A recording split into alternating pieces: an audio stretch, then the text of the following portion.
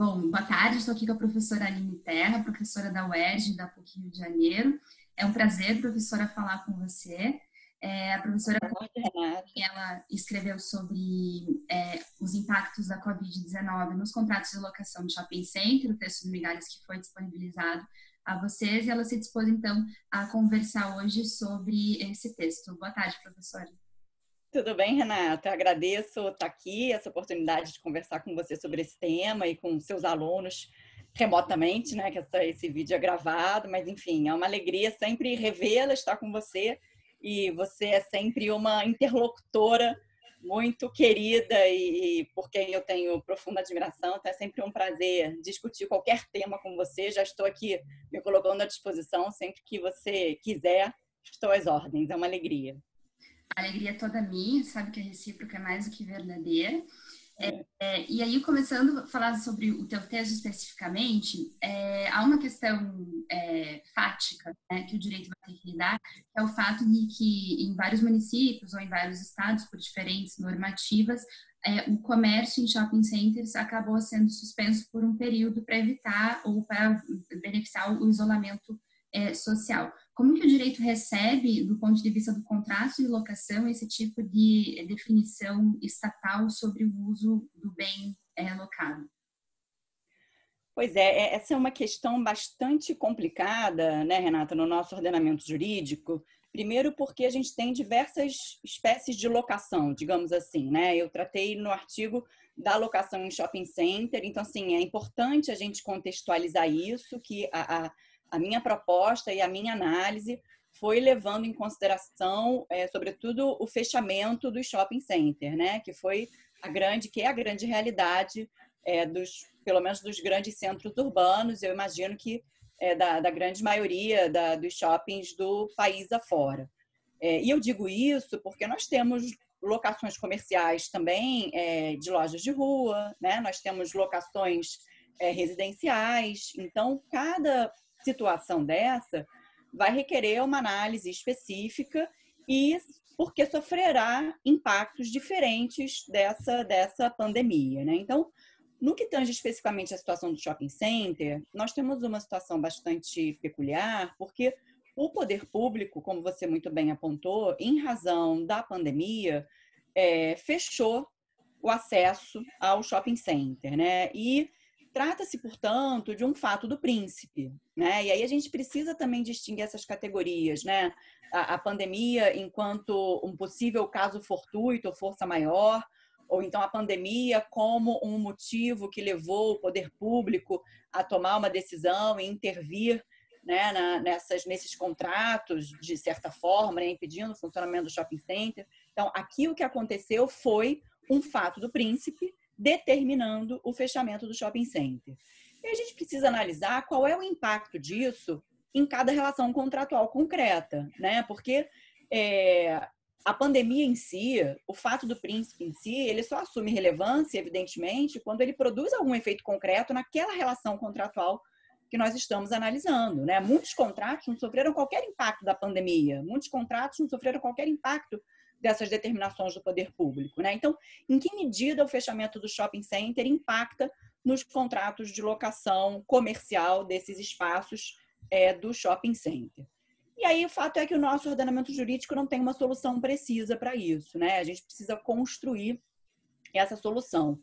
E aí, me pareceu possível nós fazermos uma analogia do artigo 567, que é um artigo específico para locação, mas que a gente tem ele lá na parte geral também no artigo 235, né, do Código Civil, que também prevê que, em caso de deterioração da coisa, o adquirente poderá pedir o abatimento proporcional do preço, né? E aqui no 567, o legislador, transpondo essa regra geral do 235 para o contrato de locação, prevê expressamente, eu estou aqui com o artigo na mão, se durante a locação se deteriorar a coisa alugada, sem culpa do locatário, a este caberá pedir redução proporcional do aluguel ou resolver o contrato, caso já não sirva a coisa para o fim a que se destina, né? Então, embora esse artigo trate, Renata, da deterioração da coisa, né? Como de regra a gente fala de deterioração nesse sentido, Parece-me que como aqui a gente tem no contrato de locação a transferência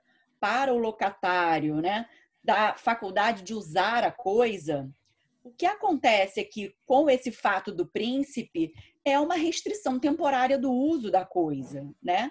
E aí me parece possível a gente fazer uma leitura analógica dessa restrição do uso como uma deterioração desse uso, uma deterioração temporária desse uso, né? O que permitiria, portanto, ao locatário pleitear a redução proporcional do aluguel, proporcional a essa deterioração temporária do uso, a restrição que ele está sofrendo do uso agora. Veja que eu falo em redução do aluguel porque algum uso ele ainda tem, né? O locatário ainda conserva a posse da coisa, ele ainda tem os seus equipamentos na loja, ele ainda conserva ali o seu produto, o seu estoque, ele ainda tem acesso à loja, então ele ainda tem algum uso, né?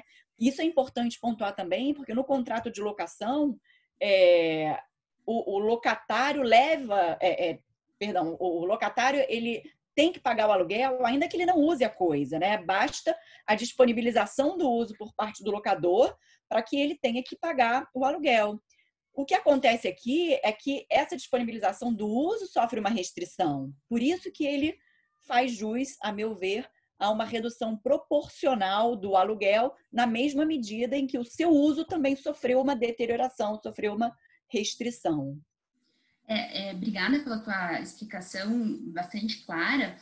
Uma questão sobre categorias ou categorização dessas questões, no teu artigo você fala sobre impossibilidade parcial, e aí eu gostaria de saber se a tua concepção de impossibilidade parcial, ela se assemelha à noção de deterioração, ou como que elas se relacionam, né? E uma outra questão, olhando a fundo o contrato de locação, pelo menos do ponto de vista do locador, a obrigação dele é entregar a coisa para o uso a que se destina, né? Até que ponto a gente pode considerar que esse fato do príncipe teria impactado uma obrigação ou tornado impossível esta obrigação de dar por parte do locador? Eu entendi que a tua tese é de uma aplicação por analogia, porque efetivamente nós não temos uma solução.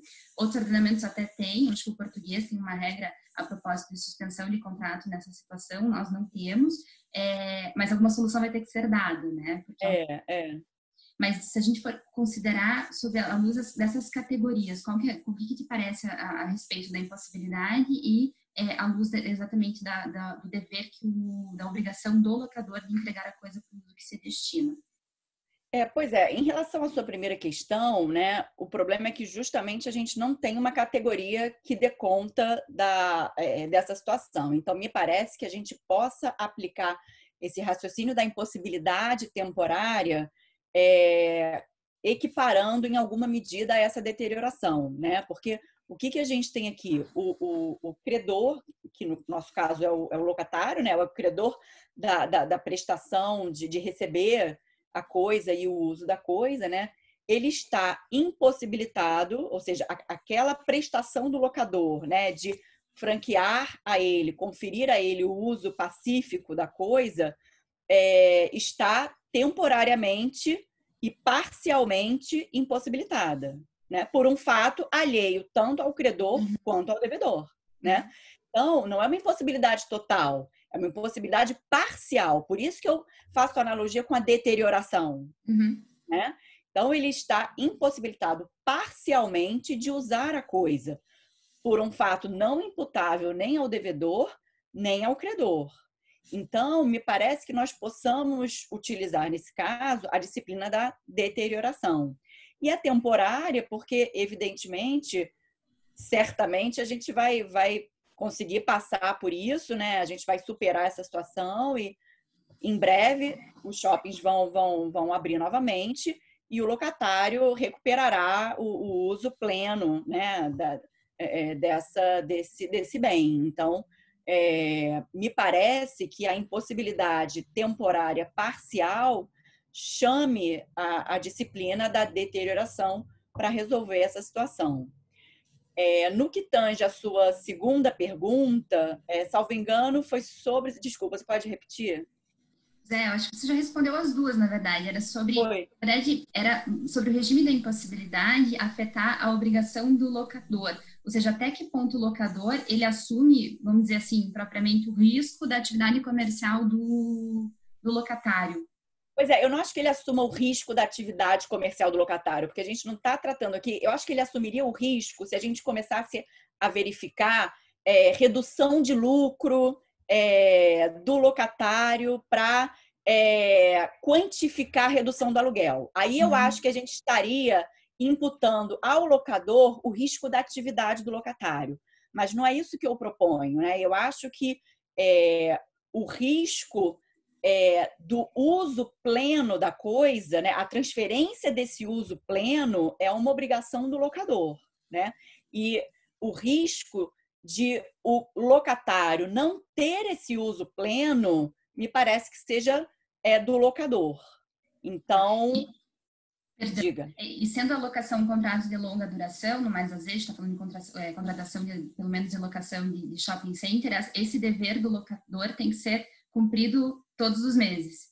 Exatamente, exatamente. É uma obrigação de trato sucessivo, né? Ele tem que, todo mês, ele confere o uso e todo mês o locatário paga a contraprestação a esse uso que lhe é franqueado.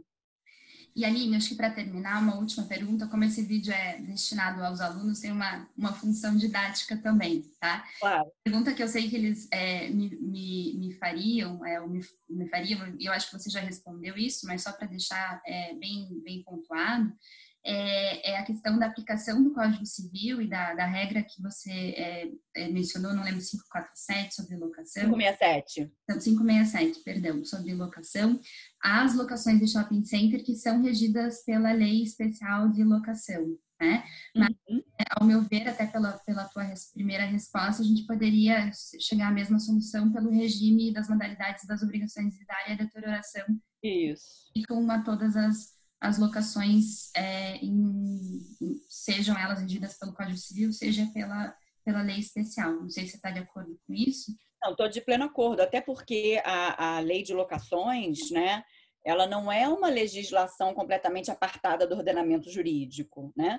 Ela é uma legislação especial, mas a gente continua aplicando subsidiariamente o Código Civil, inclusive os artigos relativos ao contrato de locação, que não tem uma disposição específica na lei de locações, né? E aí a gente tem um buraco na lei de locações no que tange a esse aspecto. Então, me parece que não haja nenhum problema, muito pelo contrário, né? A gente deve sim recorrer ao Código Civil e às disposições do contrato de locação para suprir aquelas omissões da lei de locações. Me parece que esse é justamente o caso, e isso está autorizado pela lei de locações. A lei de locações fala expressamente que se aplica subsidiariamente o Código Civil naquilo que a legislação especial for omissa. Então, muito obrigada, Aline, pela sua participação. Tenho certeza que os alunos vão aprender muito com as suas lições, já aprenderam com seus textos, que não são usados, foi usado nessa aula e são usados em outras aulas. Isso faz parte do curso. Foi um prazer conversar com você aqui à distância. Espero que em breve a gente possa estar juntas de novo pessoalmente. Certamente. Eu que agradeço de novo a oportunidade. Foi uma alegria, é sempre bom revê-la. E quem sabe a gente faz um bate-papo desse mais longo com a turma toda presente, né? Vai ser bacana. Quinta-feira às 19 horas, então... Maravilha, vamos programar então. Essa agenda a gente não vai achar nem um pouco ruim. Então a gente programa, vamos conversar offline sobre isso. Então tá. Tchau, tchau, Aline. Tchau, tchau.